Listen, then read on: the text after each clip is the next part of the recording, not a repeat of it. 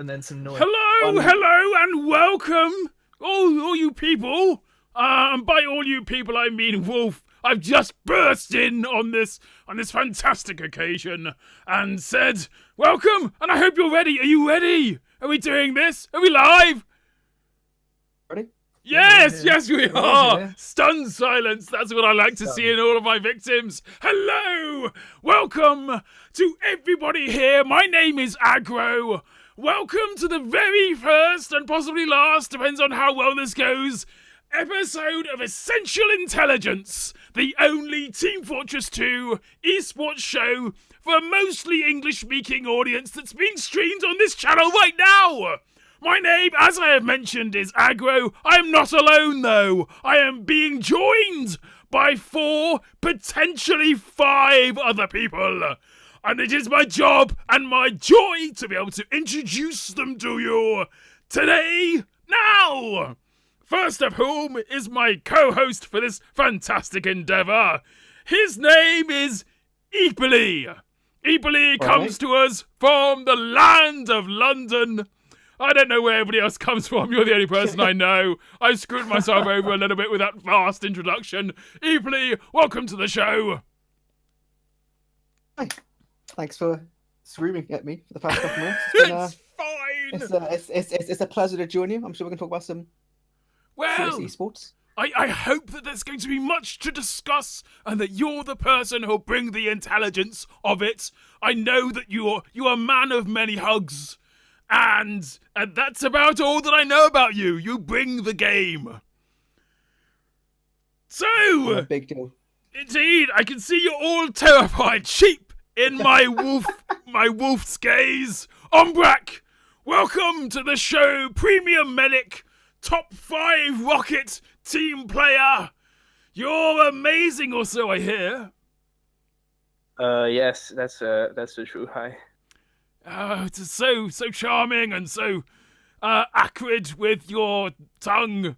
Oh, God, that's an image. Oh, get out of my head. What have you done? I don't We've know. been here 5 minutes. It's awful We've already. Made it so that we might just immediately be taken off the air Oh, by Twitch. goodness me. It's the vocal version of Nip Slip.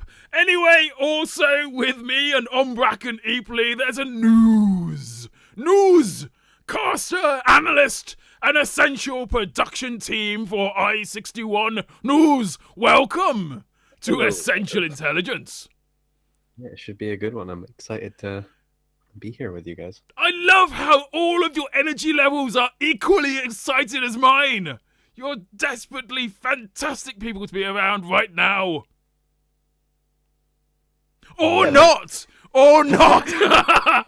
Fantastic! Also, last but not least, by any stretch of the imagination, you've heard the voice already. You surely heard the rumours. I am here to tell you they're all completely true. It is Wolf Machina. Do you not want to talk about Umbra? Oh, no, you did. I you give did. it on, bro? Yeah, I did. Oh, you Did did you it in not a hear different the order, right? compliments? The guy with the golden tongue, remember? Welcome Indeed. to what happens when I am constantly working on iSeries We just stuff. all want to talk about Ombrack. That's really what it is. Yeah, Yes. I'll be honest. It's Ombrack. Indeed Who it wouldn't? is. He's our super hyperactive caster that we have. Well, And I'm just in the background. I'm putting him to shame Make right it now with all my go enthusiasm. through. And Wolf, you're such a fantastic person. We will go into discussions about the things and the I's and the 60s and the 1s and all of the teams playing, or at least 3 of them. Let's face it, if we talk about all the teams playing, we'll be here a while. But I want to take you to one side for a moment, Wolf, and ask you sincerely, man to whatever the hell you are. What is it that Essentials.tf is? What do you justify yourself getting out of bed for in the morning? How dare you even have a thing? And what is that thing going to be put into? It's a big question, really, because Essentials initially started out as where I wanted to give people an easy way to find all the good guide content in the community. Right. But that invariably turned into esports. As everything does. And I think it started out a long time ago when I first started going to LANs and just really enjoyed doing the production. And from there, I've got embedded into the TF2 way of things. Okay, don't want your life story, Wolf. Just need to But know about essentials. What's good? So what we're doing now is we are concentrating on tournaments for TF2 esports. Right now we're doing i61 come the end of the month. Yep. Coming up, we have... The plan is to do monthly tournaments with at least a €500 prize pool. Per tournament or per year? Per tournament. Right, okay. Pretty good. Along with that, 3 to 5 LANs per year as well within Europe. Those will be a much higher prize pool. Each one, the idea is that those will replace the monthly tournament. We currently, it looks like, have potential for all 5. I don't know how far that will go at the moment, but yeah, it's looking pretty good. And we're just aiming to give the competitive community a real way of playing TF2 and getting something back, a bit of a prize pool, and giving them reasons to play. There are some fantastic people in the competitive community for Team Fortress 2, those who have stuck with us thick and thin, those who love the limelight and those who love the frags. It really is a wonderful opportunity. I hope that the land has come to fruition. I'm sure that at the very least all of the competitions over the next few months will come to fruition, and we will see a much more vibrant and successful, and realistically people will be able to tell their parents when they come home from school, "Mother and Father, leave me alone right now. I must go to my room and practice my Team Fortress 2, for one day I shall be elite. I shall be the next... I don't know, Cadus, and I shall roam the world." But, Wolf, thank you very much for telling us a brief smidgen of the things to expect from Essentials TF coming up. We will come back to you at the end and you can tell us some amazing thing that you've just thought of. But for now, I'm going to shovel you off to the side. Thank you, Wolf. Thank you, Wolf. He's gone now. eepily, All right. Are you there? Of course I'm here. Excellent. Why would I leave you? I'm so glad. No, I have no reason why. eepily, I kind of feel like I want to turn the show over to you now and allow your energy to come forth and discuss with these people, with Nuze, with Ombrack, the awesome that is i61, the people who are going to be playing, the teams that we can expect to see, and what in the world is their favourite vegetable. No, that's wrong. What on the world is the thing that is the teams? Well, like I said, we've got 3 main topics of discussion for i61. Like I said, there's going to be, as everyone's going to know by now, we've got quite a few different teams of interest playing, but we've got 3 main ones we're going to discuss today. And those are probably the biggest ones going to LAN. We have Swift, Low Panda, and Ascent Europe. Sorry, Ascent Europe. If anyone's wondering. Ascent Europe, because there's Ascent an American EU. Ascent. Do not worry, Agro. It's okay. Okay. This is all very confusing for me. I'm expecting to learn It is. things today. It's okay. You can sit down. You can have a cup of tea. Awesome. You can relax a little bit. Does anybody want anything? Like I said, Yep. here joined with news with Ombrack of their own legendary fame. Yeah, Some could say that. Tier Premiership game as well. You've won at least one LAN before, news, and Ombrack is probably the best thing to come out of France since Spaghetti. as well. I have one LAN as well. Wait, how many French LANs have you won? 4? Can't You're you- right, One I'm with being you. an international LAN, so you know. Up Okay, there right. with News doesn't really matter anymore then.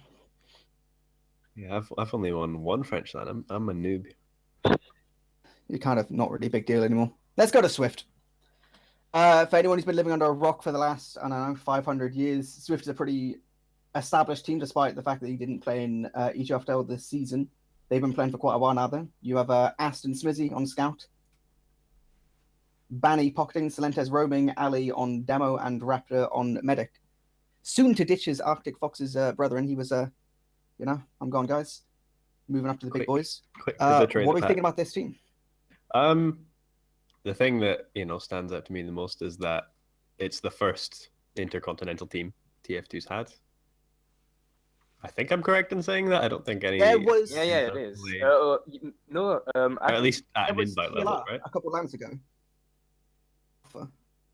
Anyway, after it's the playing with first the like war. I think it's the first of real significance to compete for the title, and I think most people would expect them to be the favorites going into this. And it's not just any American player that's playing with them; it's the Bandman. The Bandman. Yeah, and I think that's quite a big deal as far as his reputation goes. I know he's had issues with European players in the past. At least that's how it seemed to me. But I think from what we've seen so far of Swift, they look to be a really good team. Might I just ask, is the Bandman Mr. Annie? Or Annie? Yes. Grant. In case that wasn't clear enough. Right. No, it was. I'm sure it's absolutely... Everybody listening and watching at home will surely be throwing things at their screen right now and telling me to shut up, so I'll be quiet again. One thing we can say about Swift is like half of their roster is the one that won Prem. Silentes, Ali, and the Raptor won Prem this season. Ali and Silentes being Mercs for Arctic Foxes in the Grand Final versus 7. So they have like a solid base of players. And then you had Benny,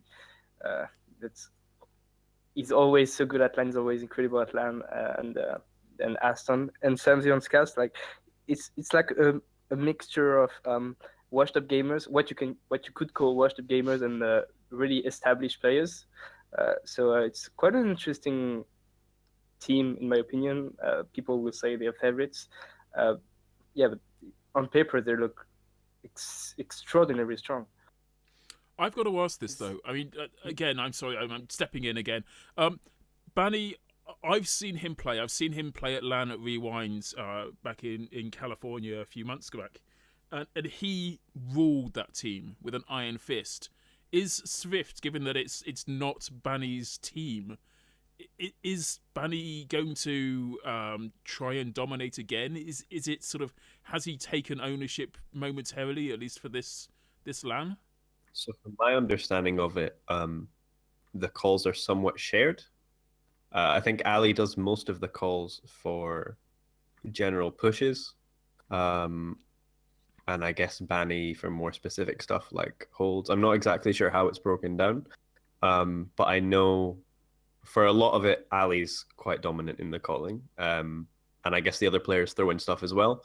And as far as I understand, I think they've had some disputes in the past about how they want to play, or how it plays out in game. But I wouldn't be able to comment on if that translates to outside of the game. And I wouldn't imagine. I think if they're setting up a team like this, obviously Banny's playing on like 200 ping for scrims in Europe. I think they're going with the intention to like sort out issues and play to the best of their ability. So I imagine that if there's any issues that they do have outside of the game, that they work on them and it doesn't take over.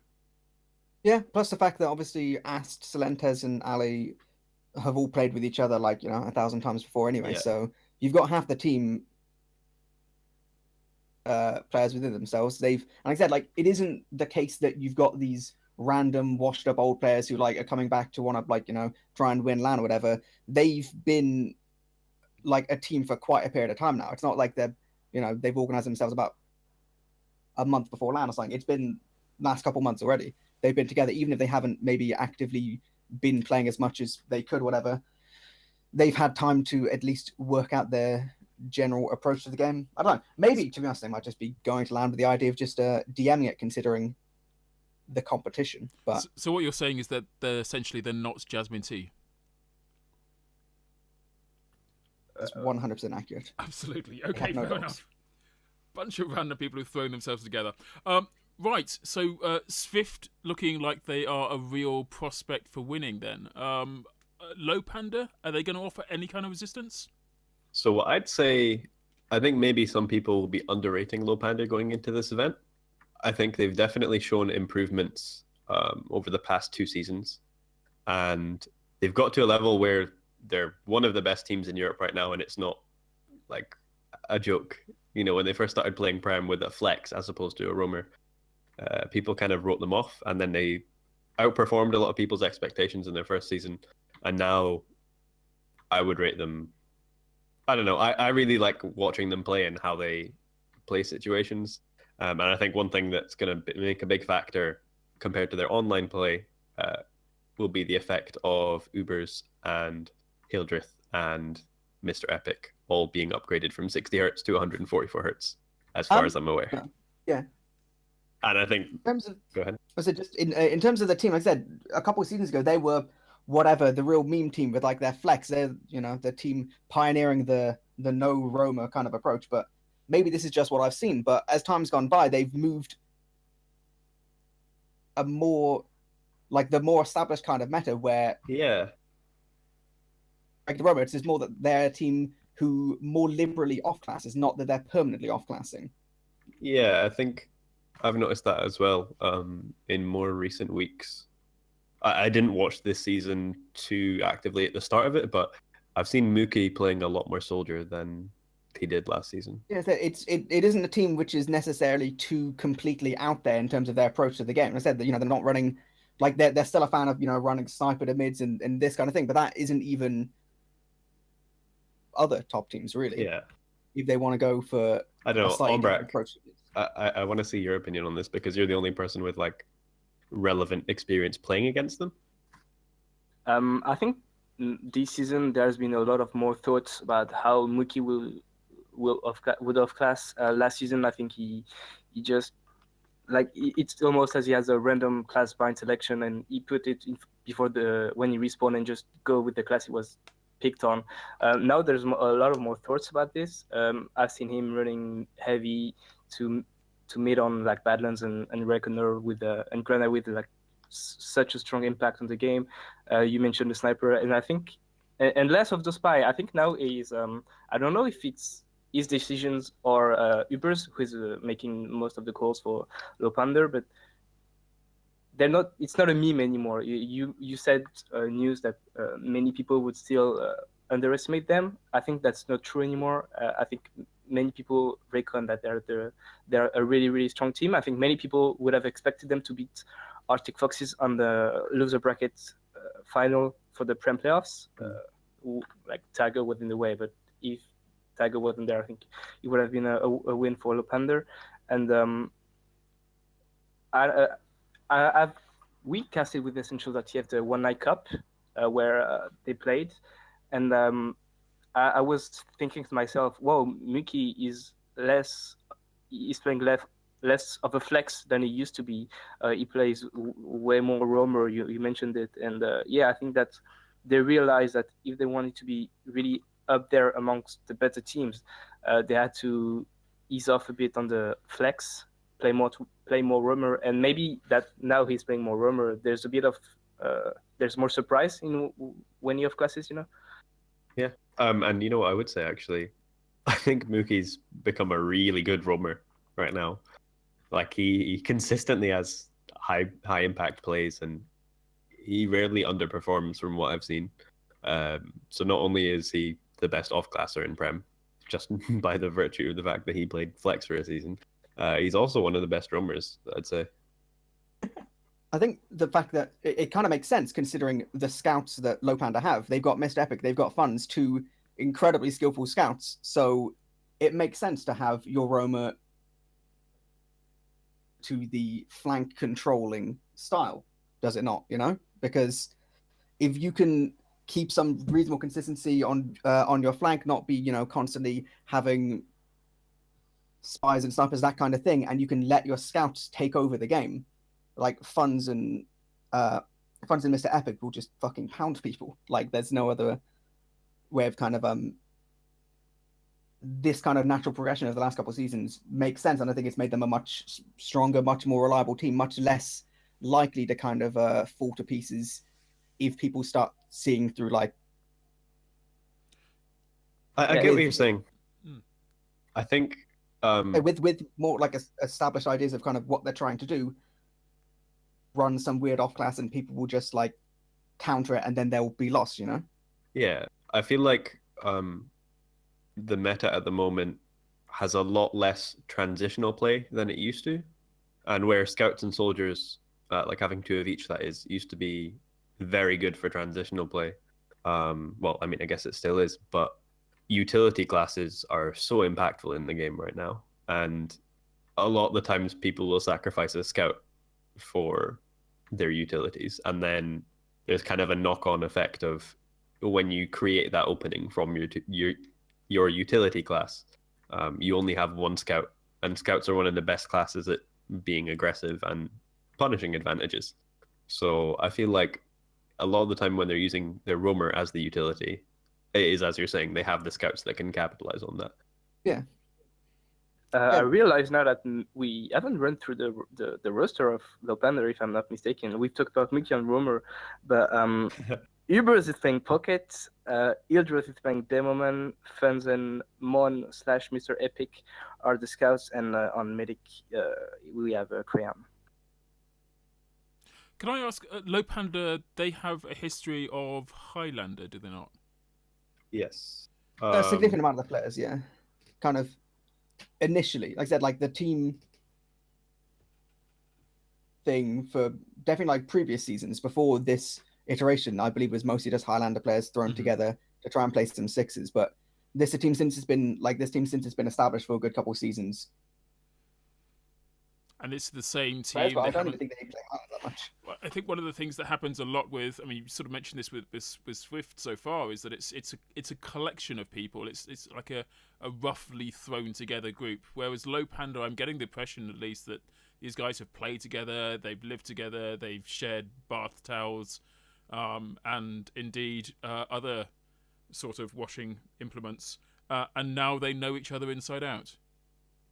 It's kind of true. Like they swapped two players before the season started. They got Crayon Medic instead of Kisakala, and Fans went in Scott instead of Granger Bob.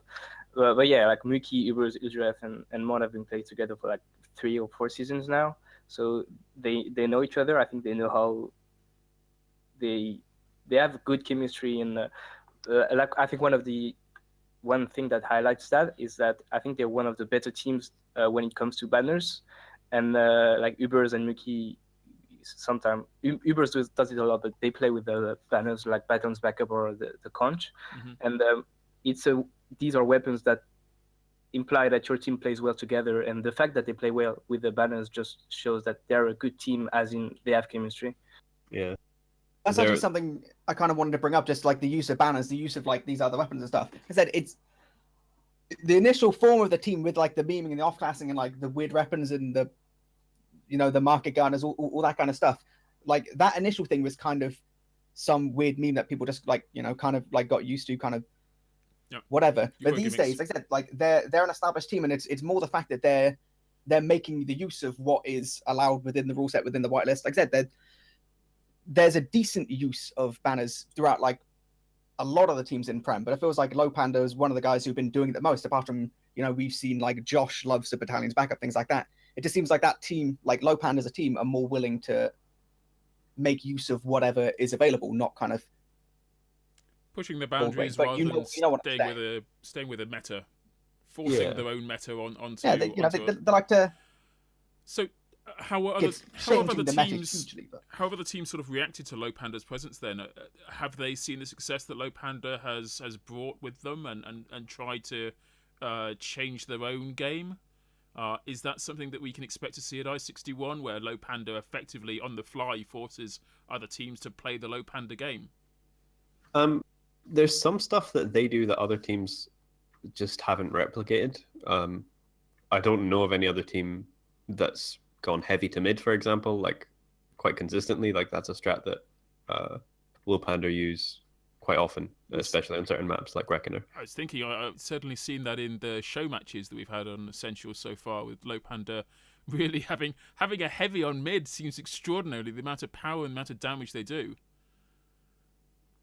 Yeah, and again, it's kind of weird because it's not been the case in so long. Like, I can't remember what season it was, but a long time ago in ETF12, people would use Heavy and Sniper to gully wash mid, but that was about the extent of it.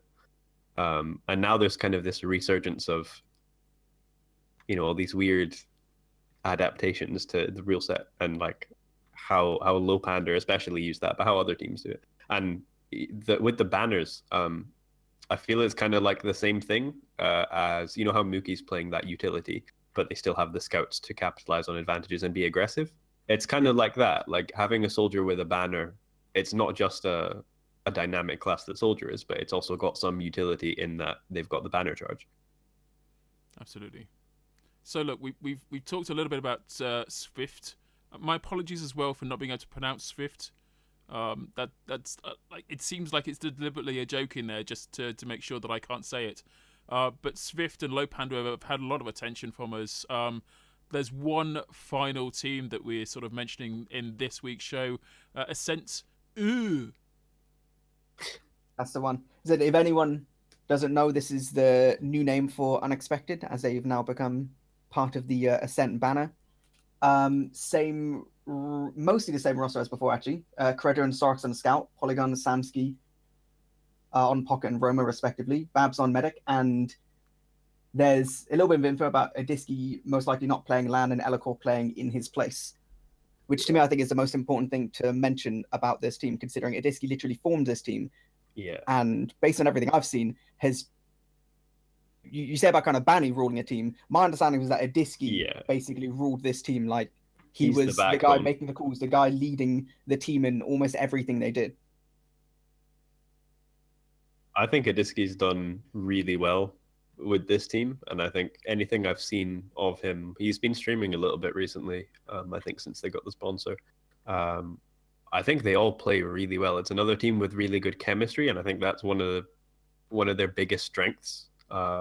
Because going into this season, they had a lot of unproven players with no Prem experience, but they kind of like how Lopander did a season ago. They outperformed to people's expectations, and I think a lot of that rests on how Adiski's been leading the team. Like it's impressive what he's done, considering Polygon. It was Polygon, Samsky. Was it Credu included and Babs? All had never played Prem before. Yeah. I think the only people with Prem experience were Adiski and Zorax. It's going to be interesting to see how they work with our Adiski. For me, it's like the biggest unknown of this LAN. Now that we know that Adiski is probably not going to happen, because you said it, this team was built around him. I think he got most of the heals, he was making the calls, and everyone was playing around him. So now that they got Elacor, he has kind of a different play style. I know that Nuze is a bit wary about Elacor's way of playing the game. But, it's going to be really interesting because Elacor has such a strong DM, like maybe one of the best DM out of every demo man in Prem, I mean, but he doesn't have, he can't bring what Adiski brought to the team as in the main calls. And it's going to be interesting to see how they're going to fix that. I know that maybe the soldiers are going to take it, maybe Samsky or maybe I don't know, maybe Babs. But I play with Elacor this season, and even though he can have some input into the calls, he has to be leashed. You know, he has to get someone behind him that tells him come back or stop going in, and like even when you tell him to come back, sometimes he just doesn't listen and go, and sometimes it's amazing and sometimes he just dies. But it's going to be so interesting to see, because if they can make it work, I think they can be even a better team, because Elacor has a better DM than Adiski, in my opinion. So if that works, it's an upgrade. But if it's such a double-edged sword, in my opinion. Yeah, I think Elacor is one of those players, especially on LAN. He can just perform to such a high level in terms of his DM and his mechanics and his consistency that he can fill Adiski's boots in that regard and outperform him probably. But to me, it's going to be a matter of who can pick up Adiski's role as the caller. And I don't know too much about the players on Ascent, but from my experience and what I can gather, I think Samsky's one of the only like really vocal players that could probably fit that role. What I'm hoping with the team, just for the sake of seeing the best possible games, is I'm hoping that between Elacor and Sarx being very DM aggressive players, I'm hoping it doesn't devolve into a kind of like a DM fest. I'm hoping they still retain some degree of like their Team thing, cohesion. you know? Yeah, I'm hoping, you know, in the absence of a Disky, it doesn't just become a let's run at people and just try and out DM them. Because I think that'd be unfortunate. Like, it would be a shame considering how that team's been playing. I said, to me, that's been why the team's been interesting to watch. Actually seeing players without Prem experience, putting them into quite a disciplined team under, you know, a Disky's watchful eye, and seeing how it all works out. Not just kind of And let's not forget, like DM boss and running it. yeah, we were talking about Low Panda and how they're, you know, pushing the boundaries of the real set. I think whereas with Low Panda, their strengths are like, you know, their big firepower players, their DM stars, are mainly like Uber's, Funds, and Mr. Epic.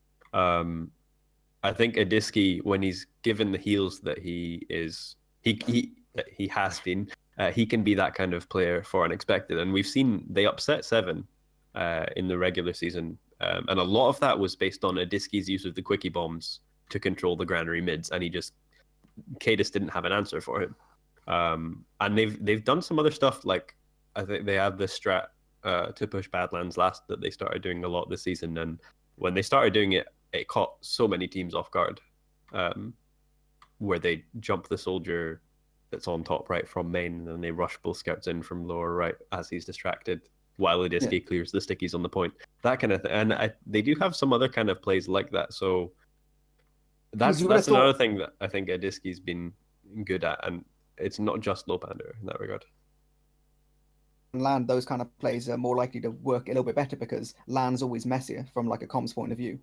Mm-hmm. You have a reactor, sudden kind of things like that. So maybe if they've at least like the plays they've already worked out, if they can go and have him playing in a similar way, they might be able to at least you know, play pretty well, cause some upsets, make it exciting. Yeah, but I feel like the thing that's pretty unfortunate is that Adiski potentially not going is like a very recent development, so they'll have a very minimal amount of time to practice with Elikor. Like 2 weeks, really. Yeah, it's like 2 weeks. So I think, yeah, again, I think it's a double-edged sword. If someone can, like maybe Samsky can get the main call and just pick up the strats from Adiski, and because in the end they played around Adiski a lot, and when you have Elikor in your team, you want to play around him a lot. So like it's pretty much overall it's pretty much the same play style. So if they can have someone who get the calls done and they can get Adiski strategies, maybe that can just work wonders and yeah, be really interesting for them and probably compete for third, second, maybe first prize. First place, I don't know. But if they don't find a solution, it's going to be dreadful for them, and they're going to be so much. I don't know how to say. They're going to be so very less good than they used to be. In my opinion, they can't be as good. Either they're better or they're less good, but they can't be as good as they used to be. Yeah, there's gonna be some significant difference, whether it be positive or negative. Something dramatic is gonna happen. Just based on that, I think I'm gonna know what you guys are gonna predict here. But you're gonna go into predictions already? Swift, Low Panda, and Ascent, the guys were talking about. What are you thinking in terms of ranking just Swift, Low Panda, and Ascent? I think I know what you're gonna say, but let's go through the motions, see if anyone wants to be wild. Nuze? I'd place Ascent third because I find it hard to believe that Elikor would be able to step up to the role that Adiski plays in the team. And I think the kind of synergy chemistry that team has is such a strength, and I think it comes a lot from their calling, well, specifically Adiski's calling. I think they're going to be quite a bit worse than they are online when they're on LAN. But when it comes to Swift, Low Panda, it's kind of hard to judge based on anything we've seen from Swift so far, because we have to remember that Banny's playing on like 180, 200 ping. So they're going to be quite a bit better than what we've seen from them so far, unless like tilt factors into it, which could be the case with some of the players on that team. Yeah, like it's something which you've definitely got to include, considering it's a team involving, like I said, you've got names like Silentes, Smizzy, Banny, Ali. You've got people who are very confident of their understanding of the game and maybe in the heat of some game in the middle of land, they suddenly work out their views of how to play a situation. Especially the same. I don't know. To me, if there's a team which is going to get affected, it's going to be.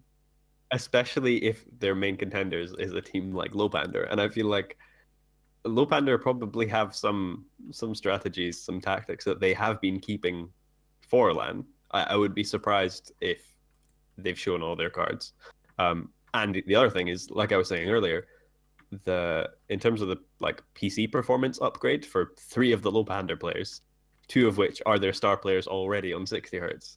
Those players. Maybe there'll be a slight adjustment period at the start of the LAN, but I think once they get going, they're going to be quite a force. And if I rationalize it too much, I'd expect Swift to win, but I really think Lopander could do it. And on that basis, I think I'm going to rank Lopander above Swift. I really don't want to derail this conversation because it's going to a really good place and coming up to a nice Swift finish as well. A Swift finish. But does it make that much of a difference? Like going from 60 to 144? Does it make that much of a difference if you get a hike in PC performance? Absolutely huge, I think. Even with Team Fortress 2? It makes... We're talking about Mr. Epic as well. Yeah. On the Scout, it is... deal with 60 Hz, and some guys say, oh, it's not really that bad. It's more the fact that once you get used to it, at least to me and to everyone I've talked to, it makes just the ability to actually track things, just move sensibly in the game. It makes such a difference. And being in a closed environment where your team is within slapping distance, that makes a difference as well. I mean, that's really. If you're going to lose your rag, then everyone's going to hear. If you're rubbing the shoulders of the person who's just dropped a nuba, then they're going to get picked up from that. You can see each other's screens, I guess. I don't know if that's a thing. LAN is its own beast. I think being in a slapping distance is going to be an issue for Raptor. Because you mentioned, I remember when we talked about this season, we talked about AM's team said they had the tilt factor, and if there is a tilt team, if a team can go full tilt, it's Swift. And I'm not saying that because they have 3 former players of full tilt at i50A, but when the team was created with Bani, Silentes, Ali, and Raptor, I think many people, including me, were thinking, okay, there's going to be a clash at some point, and it's not going to work out, and someone is going to get cut, or I don't know. So far, so good. I haven't heard anything about clashes or something, but when it comes to LAN, and you actually have to live with the people you're playing with, and you're going to see their face and their reaction. I'm not hoping that they're going to crumble, but I wouldn't be surprised if at some point there's a clash or shit goes down. The problem is with LAN is you can't just mute yourself and mumble and cry about how much you hate idiots. Right. So everyone I think that it could have an impact. It can have an impact. That's all I'm saying. Oh, actually, another thing to mention about Lopander, Funds is insane on LAN. Funds is a big boy fragger on LAN. Not that he's not online, but he's even better on LAN. Yeah. And if there are 3 players, the 3 playmakers are, star players that I was saying, Funds, Mr. Epic, and Ubers. The latter 2 getting significant upgrades to their peripherals, which I think will affect their performance quite a lot. And Funds is a monster on LAN anyway. I think it's going to be hard for Swift to kind of adjust too quickly. Maybe they'll adjust over the course of the LAN from playing Lopander in groups and throughout the bracket, but I wouldn't be surprised, like I said, if Lopander have really big games and surprise people with how dominant they can be. Are we going to see any? Are there any sort of virgins to LAN here? Many. Sorry? I think there's many virgins. No, sorry, that's not what I mean. I mean,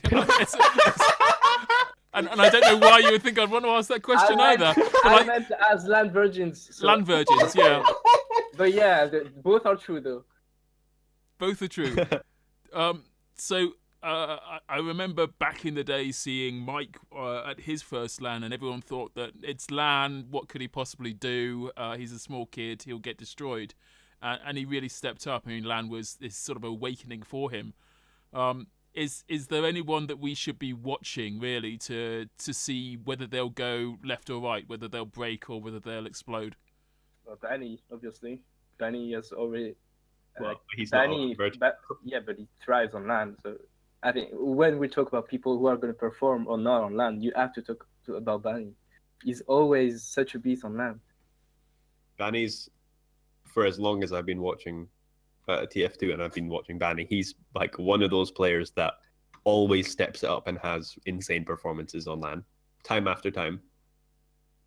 Regardless of what class it is, he'll always perform. And I think Pocket's one of his strongest individual classes on LAN because like it used to be demo, because obviously when you play online, you're playing with ping, and when you've got projectiles, they're more affected by than hit scan by the ping.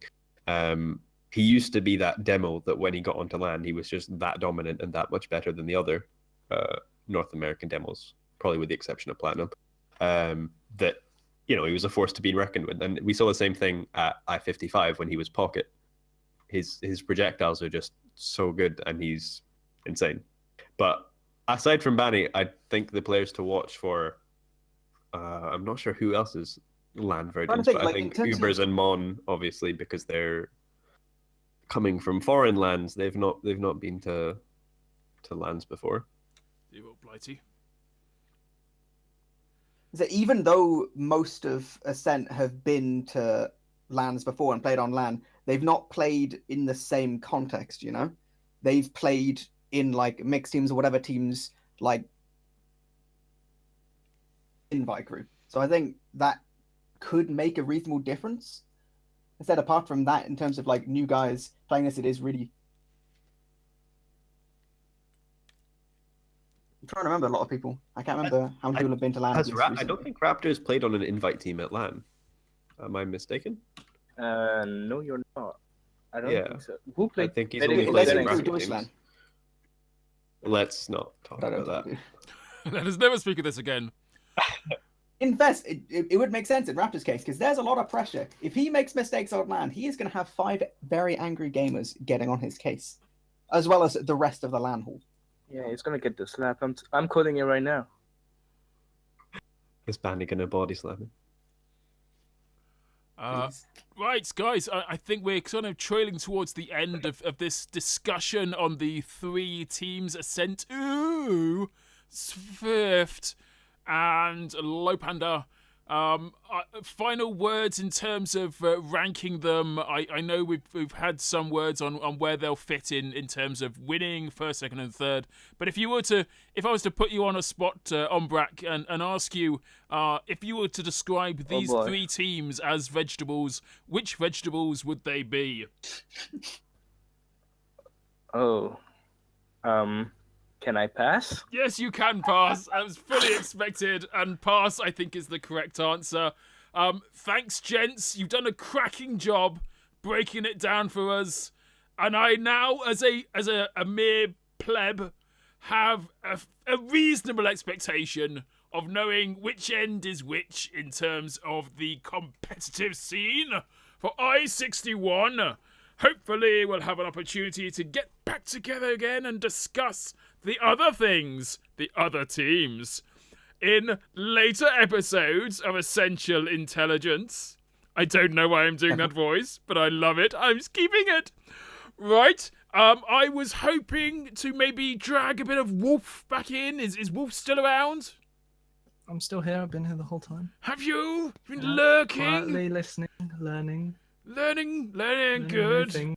What can we expect from Wolf, and not necessarily Wolf, but Essentials in the very near future? Anything good coming up? So this week we potentially have a show match tomorrow. Assuming everything works out for that, we're just sorting that out, and then we'll send out a tweet today. Awesome. Then over the weekend we're going to have a YouTubers versus Pros match. Ooh. Which again we'll tweet out the proper info for that. I believe it's going to be on Saturday, and then we have another show match the day after on Sunday, because we don't want to have a rest. It's going to be a staff show match. So this will be staff that work for Essentials and are the majority of which are going to i61. Just so you guys kind of get to see who everyone is. I know I'm a little bit quiet, sorry guys. Eventually I'll adjust that, but it's just so people can get to know what the staff are like, see what they're like in the game, and get to hear from a few more of them. Awesome. Well, thank you very much for that tip of the Essentials. Good loving sweetness of things to look forward to. Assuming, I don't know, should I give you an opportunity to do a shout out, Wolf? Tell people where to go and what to follow. Well, it's all up on screen. Check out our Twitter as the main place, which is TF2 Essentials. Twitter.com/TF2 Essentials. If you want to access Discord, where we all hang out and talk, there's always the general channel where someone's usually talking about something TF2, which you can easily get to an invite link from with essentials.tf/Discord. And then there's also here, follow here, because it's where everything is going to be streamed on Twitch. And if you want to find the VODs of stuff that's already happened, essentials.tf/YouTube, and it'll take us straight to YouTube, and you'll be able to see everything there. Thank you very much. I feel like I've swept over fantastic, wonderful, joyous, experienced individuals who have been talking at us and to us and with us for the last few moments. Eepily, where do people find out about you and the things that you do? And would you like to give a shout out? I don't really do anything, but hugs. Gonna shout out everything hugs related. Hugs.tf. We did a thing. We'll be doing more things at some point, probably. Everyone involved with that. You're all gamers. Any shout outs from you, Eepily? Just hugs things. That's it. That's my shout out. Really? Okay, fair enough. Ombrack. Yes. Welcome back, your French gorgeousness, into the stream once again. Ombrack, where do people find out about you personally if they want to stalk you? How would you facilitate that stalking? You can take pictures of me at i61, I guess. But, excellent. I'm not really comfortable with that, so please don't. Why? So no, you can't follow me everywhere because I'm not doing anything at the moment. Sorry. Well, do you want to give a shout out? Anyone you're playing with, or? Shout out to Top 5 Nerds. Shout out to Agro if he actually steps up for Ascent. That's cool. And shout out to everyone who at Essentials.tf and to everyone who's gonna show up at LAN.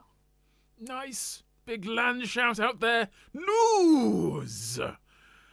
Whereabouts are you hiding? Well, you can catch my stream. It's twitch.tv/news_. I stream most weekends. You can get me on YouTube. I'm going to commit to it now, just so that I stop procrastinating. I'm going to have the next episode of In-Depth TF2 out before i61. Ooh. And I don't really use Twitter, so you can ignore that one. But aside from that, shout outs to Essentials TF. Shout outs to Cadus who couldn't make it. Shout outs to Zesty for my new PC. Lovely. Nice. Fantastic. Well, if you'd like to find out more about me, you can follow me on Twitter at John Irwin. That's JOHNIRWIN. That's my real name. Oh, God, what have I done? Also, I appear on a podcast, Team Fortress 2 related. It's called Kritzcast, KRITZ, KAST. You can find us all over the internet. It's all us. We did everything. We're now broken. I would personally like to shout out to all the people who have done things for Essentials and for Kritzcast in recent months. Off the top of my head, Telepotato Whack and Bonk. Bonk Nicholson, he did a thing to the guys who did the medal, the weapons. That's I forget their names. It's appalling. They're gonna murder me in my sleep. Anyway. And especially to Wolf for allowing me the opportunity to come in here and scare you people. Thank you very much indeed. Well, we've only got time this evening to say goodnight and thank you. Thank you one and all for watching this stream, this terrifying, close and beautiful look at i61 through the eyes of players into the ears of teams. We shall return, potentially in a week's time, and discuss other things. So long as Wolf lets me back in, I don't know it's gonna happen. Anyway, good night everyone, you're all awesome, and you deserve lots of hugs and the occasional sloppy wet kiss.